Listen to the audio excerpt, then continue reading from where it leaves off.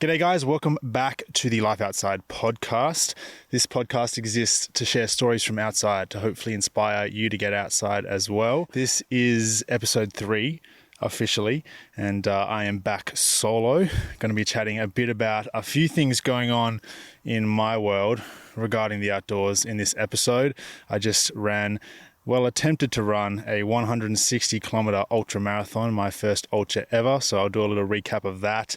And I am going to be through hiking in a couple of weeks. So I've got some big adventures planned to cap off 2024, which I'm super excited about.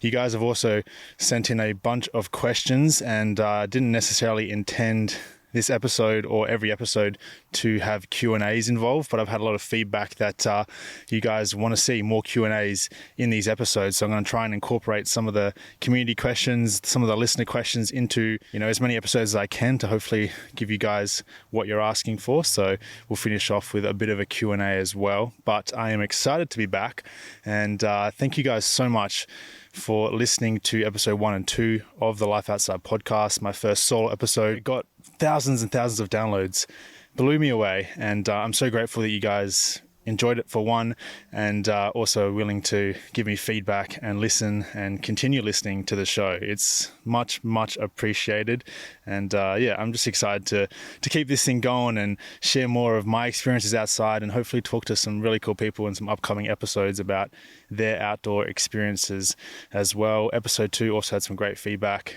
Hung out with my mates Emma and Dan from the Pacific Crest Trail, and we had a good time reminiscing. If you haven't listened to those episodes yet, feel free to go back and jump on. But yeah, as I mentioned in the intro, this past weekend I attempted my first ever ultramarathon. Now, a bit of context. While I've never ran an ultramarathon in sort of an official race setting before, it's something that I've wanted to do for many years. And of course, I've traveled the ultra distance many times, mostly hiking, while on some of my bigger adventures. So an ultramarathon is basically any distance above a marathon. So a marathon's 42.2 kilometers or 26 miles. And ultra is anything above that. Essentially, about 50 Ks and up would be considered an ultra marathon. I think on the Pacific Crest Trail, I walked 50 kilometers in a day, upwards of 50 times or something like that. So I've traveled the distance before, but there's something different about doing it in an organized setting, in a race setting, which is, it's a bit more competitive for one. And because of that, you end up running a bit more, you end up moving a bit faster. You also have a lot more support during the event. So it's a different vibe and something that I've been interested in a long time. So I signed up kind of on a whim to the Feral Pig Ultramarathon here in Perth, Western Australia. They had, I think, 50 kilometre, 50 mile, 100 kilometre and 100 mile options. And I signed up for the 100 miler, so 160 kilometres. As I said, it was just on a whim. I saw the Feral Pig Instagram page posted that there was a couple spots left for the event. The event was like a week away at that point, and it's an event that I've always wanted to give a shot. So I just signed up after seeing that ad, and obviously had zero time to prepare because it was such short notice. But I wouldn't have signed up if I didn't think I could do it. I have a lot of fitness left over from the Pacific Crest Trail. So if you are a new listener, I did just hike the Pacific Crest Trail, which is, almost 5,000 kilometers across the United States of America. At this point, I'm about 7 weeks removed from the trail, so definitely lost some of my strength and my fitness, but I was feeling really strong when I signed up and pretty confident I could pull off the 100 miles. And so I committed. I think I did about 2 or 3 runs in the week leading up to the event just to sort of test how my legs would go running and to maybe just practice some pacing strategies. And that went really well. Did like a 15 kilometer run and like a 10 mile run, and I was feeling really good. So race day comes along, which was about a week ago at this point, and feeling good at the start line. We started at midnight, which was challenging. I didn't get any sleep the day before that, so I was tired on the start line, but I was pretty hyped, and we went off into the bush in the middle of the night. I think there was about 85 other racers for the 100-mile distance, and yeah, started off really well. My strategy basically was I was going to jog about 600 to 700 meters every kilometer.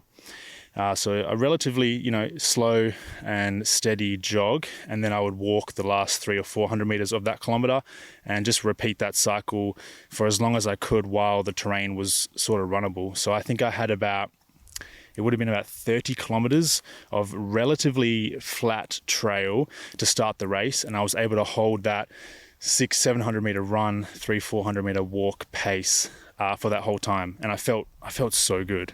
I was surprised how good I felt after that 30 kilometers, because once again I just haven't done any running for a long time. I'm hiking fit, I'm certainly not running fit. And the first aid station of the race was at about the marathon mark. I think it was just under 40 kilometers, 25 miles or so. And my wife, Karis, very graciously offered to crew me for the event. So she would meet me at aid stations throughout the race, and she'd have food for me. She'd have fresh shoes and socks and that kind of stuff. So that was something to look forward to after the first marathon. But yeah, after about 30 kilometers, it stopped being flat, and which I knew in advance, of course. I had the race elevation profile and all that kind of stuff. We climbed over Mount Cook at about 35 kilometers, which is actually Perth's tallest mountain.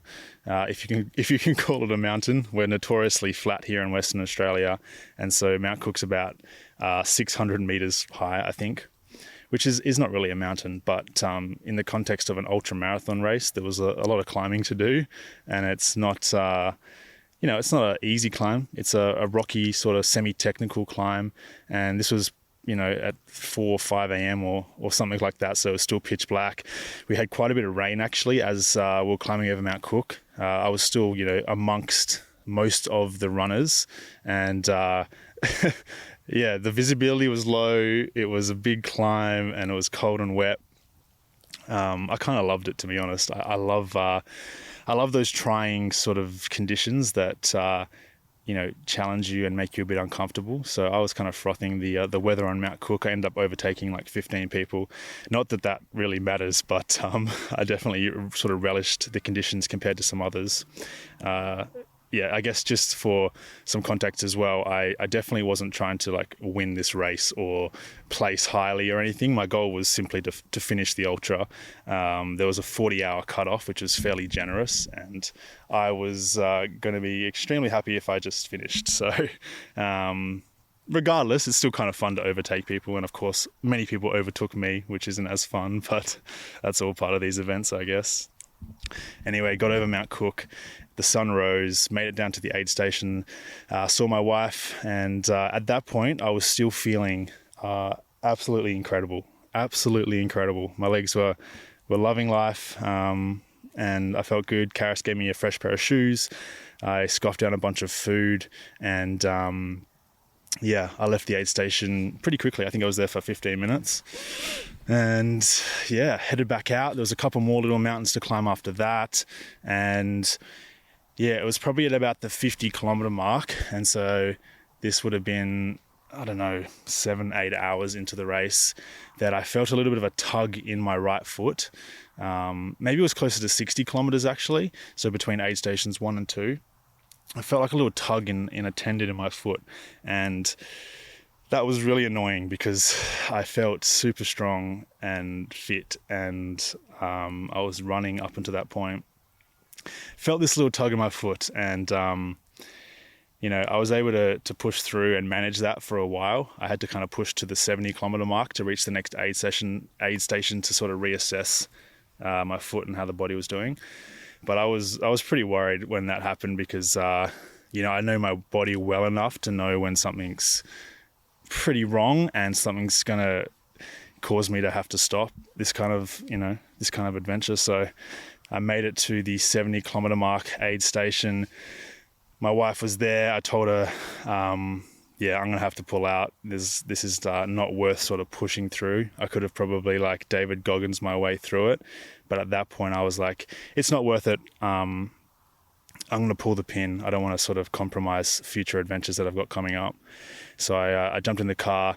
I thought I would just look up on Google sort of like what was going on in my foot, because I wasn't really sure exactly what was happening. And a few things popped up and I managed to sort of diagnose what was happening.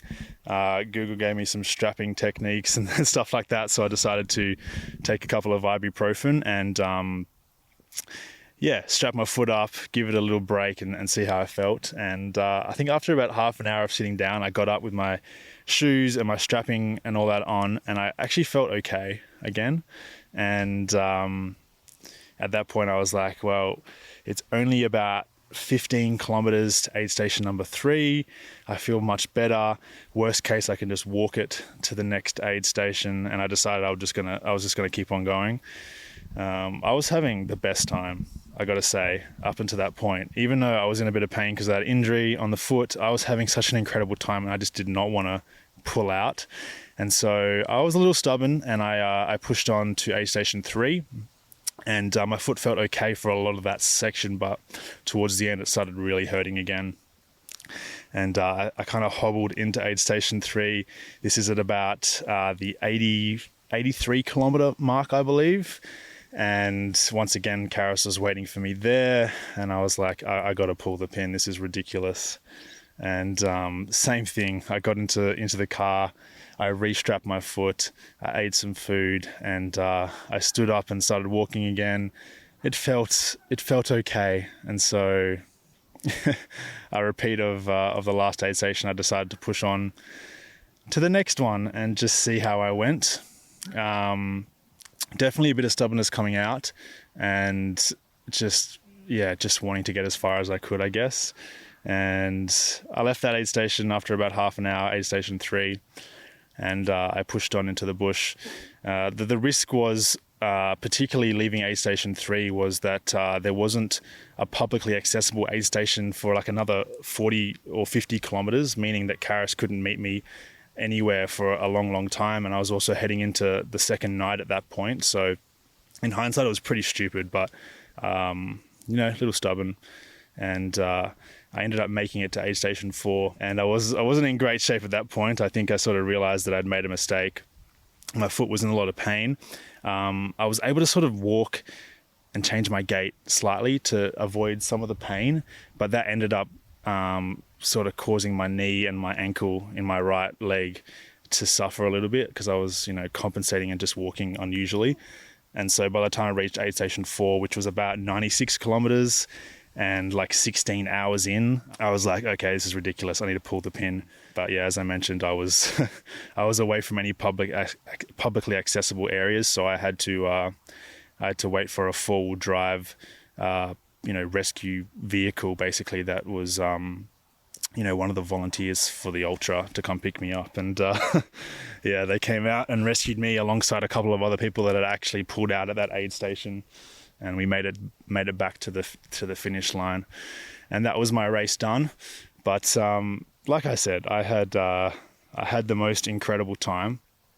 And it's very similar to through hiking for me, these ultras. It's just like pushing yourself over a long distance, getting really uncomfortable and just testing what you're capable of. I love that so much. And I think I'm going to really pursue some of these ultras into the future. There's some really cool ones here in Western Australia. And of course, there's plenty of really iconic ones across the globe that I'd love to check out at some point. I don't think I'll ever be the fastest racer. Like, I'm not trying to be a successful ultramarathoner in the sense of winning races or anything, but just testing myself on different courses and different difficulties and lengths and stuff like that is really, really appealing to me. What did I learn from the race? I wrote this down just for my own benefit, so I can kind of look back or listen back in the future and hopefully improve. One thing was definitely through hiking fitness doesn't directly transfer to ultra running fitness, which is kind of obvious. And I think I knew that at least to an extent before starting the ultramarathon, but I was so fit after the Pacific Crest Trail, the fittest I've ever been, with no injuries, nothing like that. And so I think I was probably a little overconfident coming into the ultra, just because I knew how fit I was and what I had done on the Pacific Crest Trail. But like I said towards the start of the podcast, ultramarathoning in an event setting is such a different vibe to through hiking. You're running more, you're moving faster. There's a competition aspect of it. So it's not really, obviously you go your own pace, but there's some outside influences there. And I think, my through hiking fitness didn't directly transfer. I think it helped a ton, and I wouldn't have been able to even make 100 kilometers without having done the Pacific Crest Trail recently.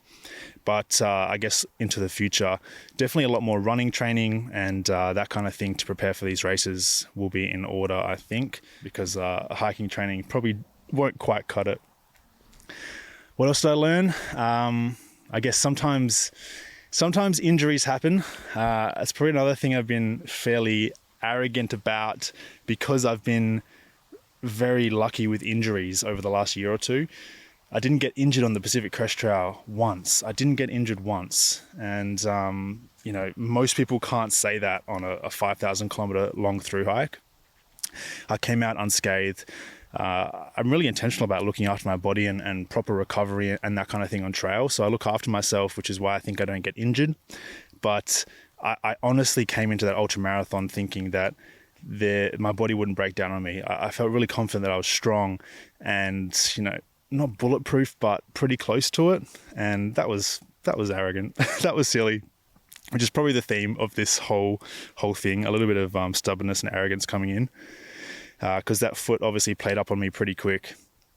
Historically, I've never had foot issues. My feet have been really strong, but my foot gave in after 60 kilometers. So injuries do happen. They do happen to the best of us. I think in hindsight, it was great that I pulled out when I did because I feel amazing right now. As I'm recording this podcast, it's been, I think, 5 or 6 days since the ultra. I feel back at 100%. I think I'm going to go for a run tomorrow. My foot's pulled up brilliantly, but it was just one of those things where in the moment, I knew my body well enough to know that if I kept going, I would have done some longer term damage. That's for sure. So injuries happen, and luckily this time I was smart about it. And hopefully I can learn from that, specifically this injury, and try and avoid that in the future by doing some prehab and some strengthening and that kind of thing before the next race. So yes, that was another learning. Thirdly, ultramarathoning is awesome. That was a learning for me. I knew I'd love it. I knew I would love it. But these races are so sick. Specifically the Feral Pig Ultra, which is organised by Ultra Series Western Australia. It's an awesome event. It's been going here in Perth for many years now, and it is run like a well-oiled machine. The volunteers, the race directors, incredible job. The course is amazing. It starts, for those who know the Bibbulmun track here in Western Australia, the course is on the Bibbulmun track in the Perth section. So it starts in North Bannister and it goes to Kalamunda and then finishes in Mundaring. So if you don't know the Bibbulmun track, that's probably fairly irrelevant to you, but beautiful course through the Perth Hills. Especially this time of year, there's wildflowers out there. There's still a bit of water left and super green and just classic Australian bush. But the vibes in this race, and I assume other races that are similar were really cool. The vibes are awesome. All the other races, super friendly, super helpful. Everyone's there to test themselves, and everyone's doing the same thing. And doing hard things with other people is just always so empowering, and I loved it. And I guess my final learning is a confirmation of probably what I already knew, and that's that I love endurance sports. I love long distance stuff. I'm so excited for upcoming adventures, upcoming ultras, upcoming anything. I love pushing myself. And if you followed me for a while, you know that I've sort of built up the distances of my adventures over the last few years. I started with a couple days backpacking. I moved on very quickly to a through hike, which was 1,000 kilometers on the Bibbulmun track. I did the Te Aroa Trail in New Zealand last year, almost 3,000 kilometers. And then I just hiked the Pacific Crest Trail, which is close to 5,000. And I just want to keep pushing it further, doing longer distances, whether that's, longer trails or just like longer pushes in one go, like these ultras. I just love it. And I'm excited for some stuff that's coming up soon. Speaking of upcoming adventures, and also a reason why I'm very happy that I pulled out from this ultra, because I didn't want to compromise my upcoming adventures. I am through hiking again very soon. When I finished the PCT, I didn't think I'd be through hiking again in 2024, but it's happening. The Australian Alps Walking Track is one of the longest trails in Australia. It's definitely no Pacific Crest Trail, but it's about 700 kilometers long, and it's on the southeast side of Australia. And yeah, it's a really remote, mountainous, wild through hike. Starts in Canberra and goes into New South Wales pretty quickly, into Kosciuszko National Park and some of the alpine areas of New South Wales, and then you cross the border into Victoria, into some of the Victorian high country. And yeah, I've never done the trail before, but it is one of those trails that I just wanted to do for the longest time. It's probably at the top of my Australian bucket list of hikes that I haven't done, so I am super hyped for it. So I'll be starting that towards the end of November, hiking for probably about a month, finishing just before Christmas. And yeah, very excited for it, very excited to share it with you guys. If you followed me on Instagram through my Pacific Crest Trail journey, you would have seen my daily vlogs and a bunch of content that I was putting up. And I plan to do something very similar for the Australian Alps Walking Track. So hopefully some YouTube content, and yeah, we'll definitely do some podcast content after the trek as well, to do a bit of a recap. I'm hiking with some good friends of mine, Dan McKinnon for one, who I did hike the PCT with. He's coming along, which I'm so hyped for. I miss Dan. We had an incredible time on the PCT, so it'll be good to have a little reunion. He's over in Adelaide, so towards the east side of Australia, which would be really cool. And then I'm also hiking with some friends of mine, Tom and Maddie, who are, in my opinion, Tom and Maddie are through hiking royalty, and some of the most prolific through hikers in Australia, if not the most. They have walked a ton of trails, including Te Aroa, the Bibbulmun Track. Tom's walked the Australian Alps Walking Track before. They've hiked the Pacific Crest Trail. But not only have they hiked a lot of trails and have a lot of experience through hiking, these guys are like FKTers. So for those who don't know what an FKT is, it's the fastest known time, aka like a world record on a long distance trail. Tom has the FKT on the Bibbulmun Track. He has the FKT on Te Aroa in New Zealand, and he also has the FKT on the Australian Alps Walking Track. I believe all three of those are self-supported. And Maddie also has the FKT on Te Aroa in New Zealand, self-supported. So these guys are incredible hikers, and honestly, it's a privilege to be able to hike this trail with them. They invited me and Dan to come along with them on this trip, and man, it's going to be so much fun. I can't wait to share it with you guys and experience myself. Tom and Maddie also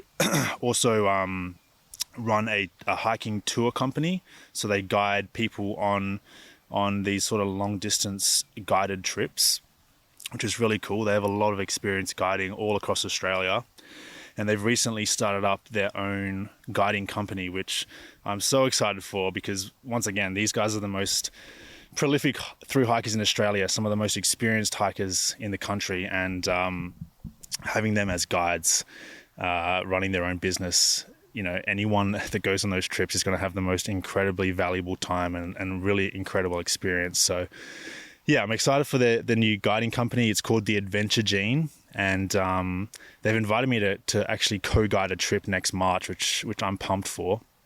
I've done a bit of guiding myself in the past, and we'll be co-guiding a 7-day trip on the Australian Alps Walking Track. So I'm going to be getting my first taste of the trail this November, and then hopefully guiding on it next March, which is really cool.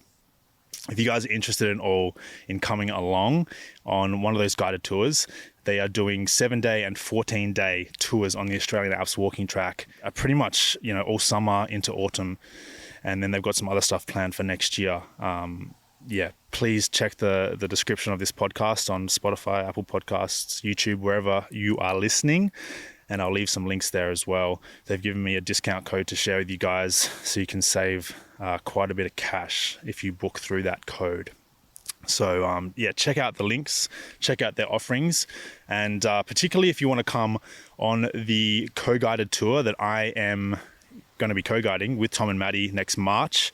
That is available to my Patreon members.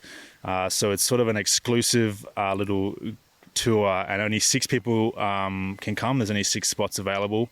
You'll get an even bigger discount than these other tours that I'm not guiding on. So please check out that link and check the information in the description if you want to come along to that, because it's going to go fast. There's very limited spots, and I can't wait to get out there and bring you guys out onto the trail and get people outside. That's why I do this. I want to get people outside, and if I can get some people outside for a week into some true wilderness, that makes me very happy. So yeah, check that out. And yeah, I think that's enough about me. We're going to do some of the questions that you guys have sent in now to end the podcast. I got a handful of questions to go through. Kapani asks, what advice do you have for someone wanting to start multi-day hiking? Yeah, I think that's a pretty common question I get. I think I take it a bit for granted that multi-day hiking, is really easy for me. I take it for granted that it's not easy for everyone, and not everyone has done it before, and therefore it's quite daunting for a lot of people. I have a lot of experience hiking now overnight, and so it just comes second nature to me. But for someone who has never done it before, it's definitely a scary thing, right? Going out into the bush, onto the trail, into the wild, away from civilization, away from comforts and luxuries, and sort of just living with the bare minimum. It's kind of scary. Some advice would be to just start really small. If you're thinking about multi-day hiking, you've probably done quite a bit of day hiking before. If you haven't, probably get out on some longer day hikes, spend an extended period of time out in nature, get comfortable with being away from roads and civilization for a while, and traveling some bigger kilometers. Don't head straight out on an overnighter, because I think that's quite a bit of a step up. But when you do start your overnighters, start real small. There's at least in Western Australia, there's quite a few options to be able to do like really short hikes out to a campsite or to like a hut. Specifically on the Bibbulmun track, you can hike 5 kilometers out to a camping site, camp for the night, and then hike 5 kilometers back to your car. And I think that is the perfect thing to do for your first overnighter. You don't want to set out to do like 20 kilometers, 30 kilometers out to a hut, and then get there and freak out and not want to be there anymore, and then be 30 kilometers away from your car. You want to start small, get comfortable with sleeping in a tent, with sleeping in nature. There's sounds and sights, and it can be nerve-wracking. And so start small, have a plan about where you're going to go, what you're going to bring, make sure you've got all your gear, and test your gear and make sure everything's working and that kind of stuff. And then have a plan of, if I get there, I don't feel comfortable, it's okay, I can go back to my car, we can try again another time. I would also suggest probably going out when conditions are favorable. These long distance hikes, most of the time they're great. When the weather's good and you're feeling good, they're great. When it starts getting really sketchy or really challenging is when the weather turns, when it gets really cold or really hot or really wet, and when you're really tired and exhausted. That's when you want to have a lot of experience to get through those situations. So your first multi-day hike, keep it small, keep it short, make sure the weather's good, choose a relatively non-technical trail or something like that. Just keep it easy and within your comfort levels. And slowly you can build up the difficulty, the distance, the length, how many nights you spend out there. That's what we all do. I started off with a 2-day hike, hiking very little kilometers each day when I was like 18. And I was guided on that trip, and I would have been hopeless by myself. But, the more I did it, the more comfortable I got, to the point now where I am happy to go hiking for 5 months by myself, because I have enough experience and enough confidence in my abilities to sort of get through it. So yeah, start small and keep at it, because it is hard sometimes, but it's the most incredible thing in the world, being able to go out to nature and just live out there with just what you carry on your back. It's the most incredible thing in the world, and I think everyone should do it. Emma asks, have you done much mountaineering? If so, where's a good place to start? I haven't done a lot, but I have dabbled. I went to Nepal last October, and I did 2 mountaineering peaks. So for those who don't know, mountaineering is generally high altitude peaks. Generally you're on rope, You have crampons because it's, obviously snowy, icy that high up. It's essentially like a hybrid of climbing and hiking. And it's a whole nother level to sort of backpacking or just overnight hiking. And I did 2 mountaineering peaks in Nepal last year, Island Peak and Le Boucher. They were both about 6,100 meters tall. And, I had the most incredible time for the most part. I think I did learn a bit about myself that I probably don't enjoy mountaineering as much as something like through hiking, just because altitude is hard. Being up high is really hard. The lack of oxygen is just brutal on the body, and it's just stressful. You can't breathe normally. Your body doesn't function normally, and the risks are just so much higher. Where's a good place to start if you want to get into mountaineering? For me, I did a lot of hiking. I climbed a lot of low altitude mountains. I did quite a bit of rock climbing, especially in the lead up to some of my mountaineering trips.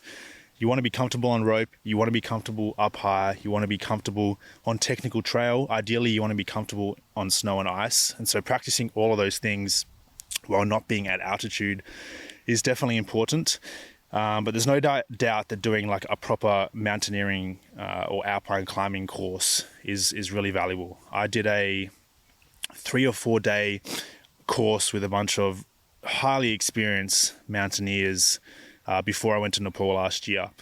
Did that in the Australian Alps in Kosciuszko National Park over east. And, that was invaluable for me.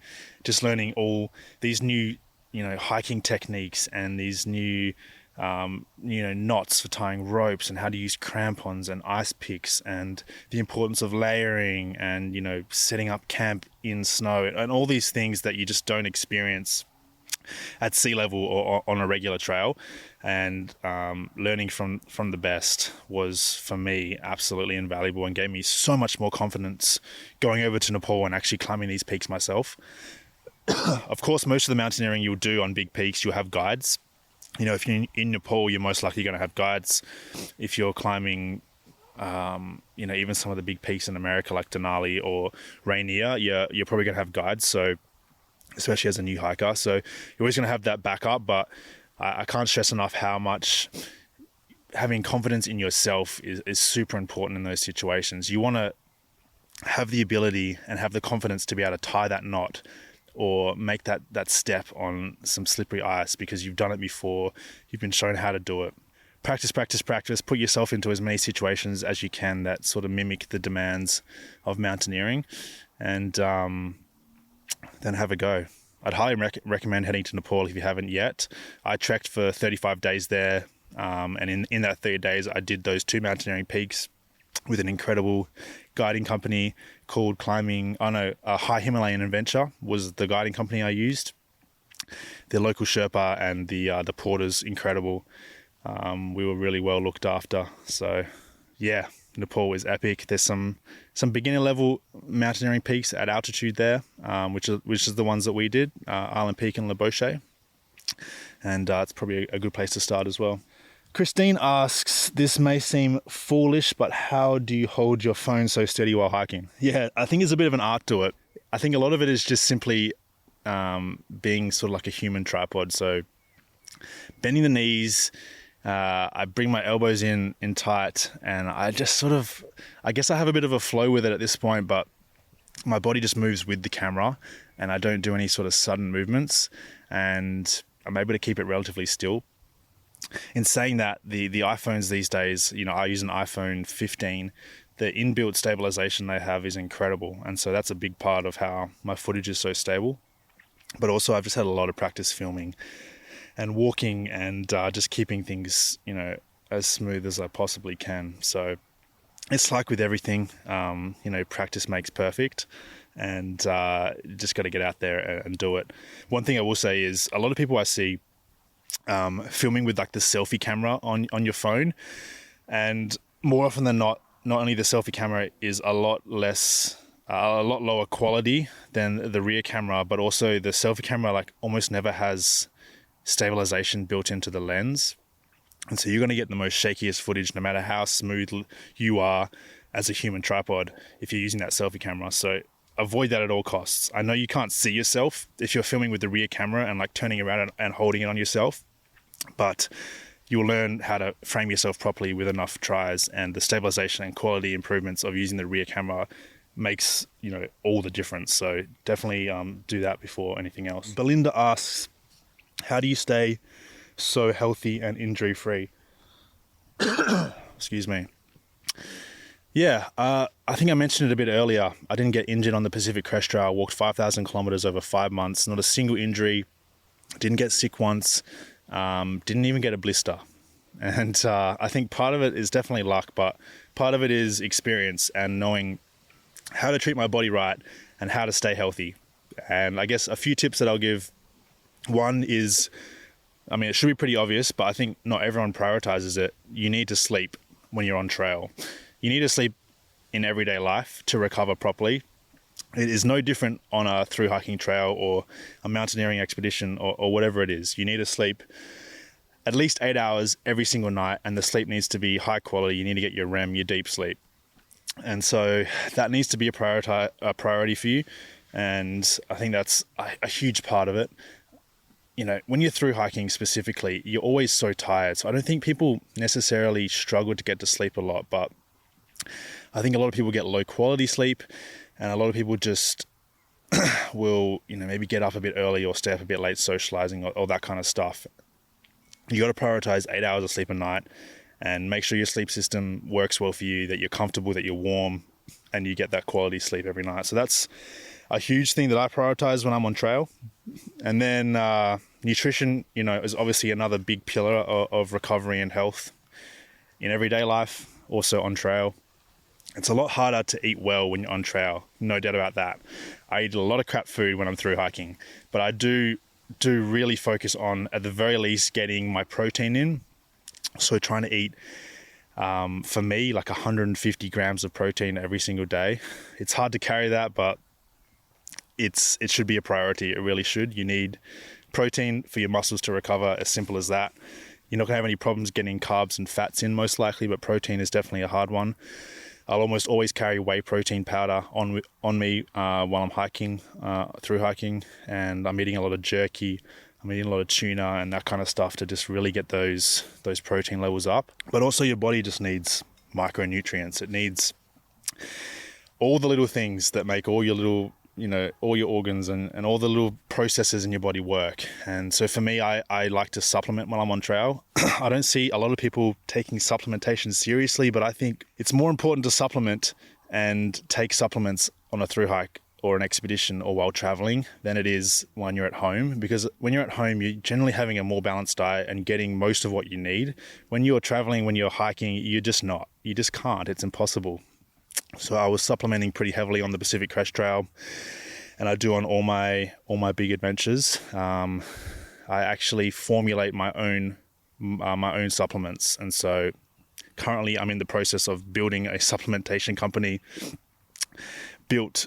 designed for through hikers and travelers. So I'm excited to bring that into the world at some point soon. I was beta testing a product on the Pacific Crest Trail. I'm building it alongside a mate here in Perth. The company is going to be called OptiVenture, and this supplement's going to be a game changer for sure. I think I see a lot of people on trails maybe taking turmeric, maybe taking magnesium, maybe just taking a multivitamin, which is definitely better than nothing. But I think having a really complete supplementation regime while on trail is huge. At least for me, I contribute a lot of my lack of injury, a lot of my lack of or avoiding sickness to my supplementation. And so I guess I'll get in a little bit to what the supplement I've created involves. It's not for sale yet. It's going to be at some point, so stay tuned. But essentially, the biggest pain points, I guess, for supplementation while on trail for me have been, it's very complex to get everything in while traveling. So, at home, I would be taking 5-6 different capsules a day to get everything I need.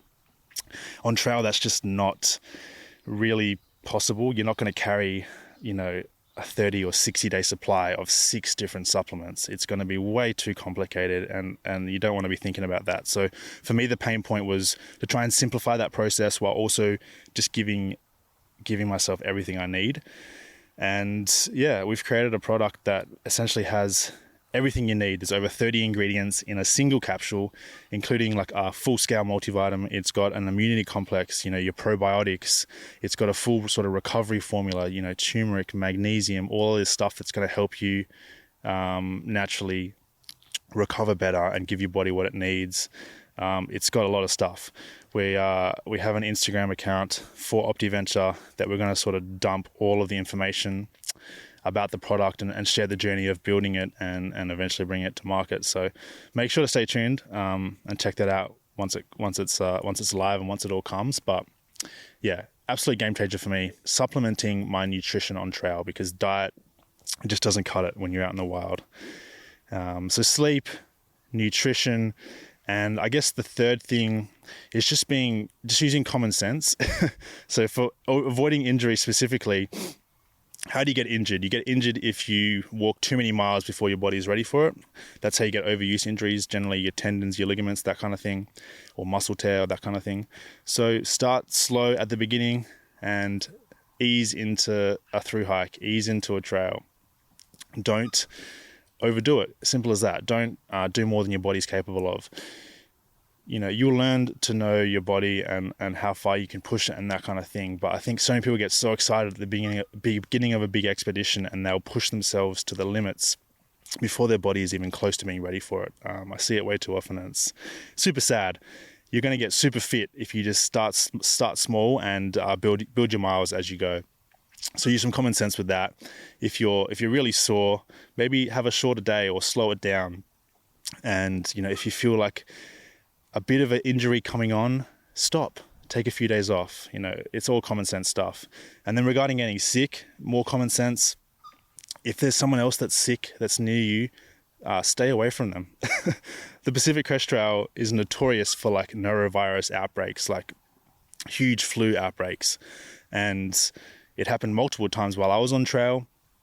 And how did I avoid getting sick? I avoided the norovirus outbreaks. I filtered my water, double filtered my water in areas where people were getting sick from drinking water or maybe sharing water. I didn't share food or water with other people at all. I washed my hands. I was being very sanitary, going to the bathroom and eating and that kind of stuff. Just super common sense stuff. Levi Cutler asks, recommended hikes for beginner through hikers in Australia. Yeah, that's a good question. I think most of the long distance hiking in Australia is beginner friendly in comparison to something like the Pacific Crest Trail or some of the other trails around the world. I've always said that the Bibbulmun Track here in Western Australia is the perfect beginner through hike for anyone looking to do something harder or to dip their toes. It's 1,000 kilometers long, 600 miles. It's relatively flat overall, and the trail is in pristine condition. It's well looked after. And then every 20 kilometers or every 12, 13 miles on the entire 1,000 kilometer trail, there's a campsite. The campsites have a shelter, so an open air hut. They have a water tank, they have a toilet and a picnic table and like a campfire. So it is such an easy through hike. It is super forgiving. You've got a place to camp every night. You literally don't even need to bring a tent. You've got water and a toilet, accessible, every day, on top of rivers and that kind of thing. And there's also like 7 or 8 trail towns over that 600 miles or 1,000 kilometers. So the Bibbulmun Track is a great option for a beginner. It's obviously quite long if you've never through hiked before, but even doing a section of the Bibbulmun Track would be really good. So that's one I would definitely recommend. There's a lot of other shorter trails around that, have a lot of support and are really pristine, like the Overland Track in Tasmania, the Larapinta Track in the Northern Territory, some of the Great Walks in Queensland, the Cape to Cape or the Hakea Trail here in Western Australia. Those are all good options and a lot shorter than something like the Bibbulmun Track. But if you're really looking for that really long distance experience with a really low risk and really, you don't need much experience, the Bibbulmun Track is the way to go. And it's an incredibly beautiful trail as well. Maybe Hiking asks, how do you adjust to getting incorporated back into society and regular life? Yeah, that's been a fun experience for me since finishing the Pacific Crest Trail. Yeah, it's wild when you spend 5 months living on trail with the same group of people and just doing the same thing every day and sharing that with people and sharing the difficulties, the highs and the lows. It just becomes a lifestyle and becomes so normal. And coming back to regular life, it's hard. It's so hard. I didn't think it would be as hard as it was for me. I'm like 7 weeks since I finished the PCT, and I think I'm only now just feeling like I'm back into regular life. How do I adjust? I don't know how I adjusted. I kind of just dived in back to regular life and hope for the best. I think probably something that's helped me if I was to look back over the last couple of months since being home is just really focusing on basically like upcoming projects, upcoming adventures, like focusing on what's next. Because every time I'd reminisce or think back to the Pacific Crest Trail, it just made me upset because I wanted so badly to be back there. So sort of thinking about what's next for me has been really nice. Starting this podcast has been a huge project that's been an awesome distraction, and it's gotten me excited to be home because I'm doing this new thing, and this next through hike that I'm doing has been really cool to sort of plan and get excited for. But the reality is I think it's just going to be hard. I think it's just going to be hard. There's the post-trail depression that is so common and so prevalent for a reason, because everyone's just going to experience that in some form. There's no way you can't. After such an incredibly, profound experience like the Pacific Crest Trail. At least that's been my experience. I don't know if I gave much advice there. It's just hard. It's just really hard. I just think you got to get on with life and trust the process. All right, that's all my questions for today, and I think that is plenty of time. If you're watching the video version, you've probably noticed that it's gotten quite dark. I am outside, and I'm getting bitten by mosquitoes and stuff now, so I'm ready to wrap it up. My plan moving forward for these podcasts, I want to do some solo episodes. Maybe every second episode would be a solo episode like this, where I'm outdoors and just chatting about life and answering questions and that kind of thing. And then, I'm going to talk to some other incredible people as well. So, every other episode will be hopefully having some guests on to chat about their experiences. I've got some fun guests lined up for the next few episodes, which is really exciting. I think it's going to be hard to get guests outside and record podcasts with them. So I think a lot of that will be done either online through like a Zoom call or whatever, or in like a studio, because it's just hard to coordinate a proper time to film these episodes outside. I'm lucky it's been relatively good weather this afternoon for this episode. I hope it sounded and looked okay for you guys listening and watching along. As always, please leave your feedback on how you enjoyed the podcast and what I could do better, because I'm just trying to improve this thing and hopefully provide as much value to you guys as possible. If you did enjoy the podcast, please, please, please leave your rating, your 5-star rating, if you did enjoy it, on Spotify, Apple Podcasts, and, leave a comment as well. Follow the show, subscribe if you're watching on YouTube. All of those things are much appreciated. And, I'm also releasing these episodes early and ad-free on my Patreon. So check out my Patreon. That'll be linked below as well. I'm also recording a few bonus podcast episodes on the Patreon. So I just recorded a half an hour episode with my wife, Karis. We did a little Q&A that the Patreon members submitted, and talked about, what life's like apart when I'm through hiking and that kind of thing. So feel free to come join us on Patreon. I really appreciate the financial support. And I'll see you guys in the next one. Cheers.